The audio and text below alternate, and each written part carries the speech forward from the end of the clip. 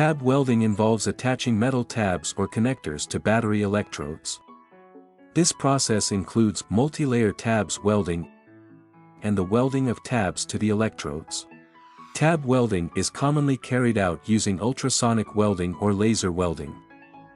Ultrasonic welding showing in this video is a non-thermal welding method that fuses metals by generating frictional heat through high-frequency vibrations.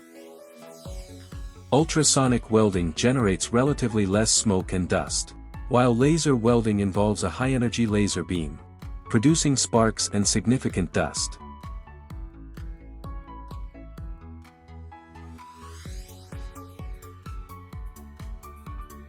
Since the dust contains copper and aluminum, explosion protection is necessary to consider for tab laser welding. Villo specifically equips laser welding processes with a custom-designed inert powder feeder to mitigate the risk of explosions.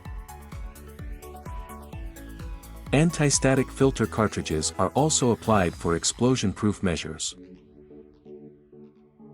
The PulseJet auto-cleaning system is employed to prevent filter blockages, ensuring efficient dust removal.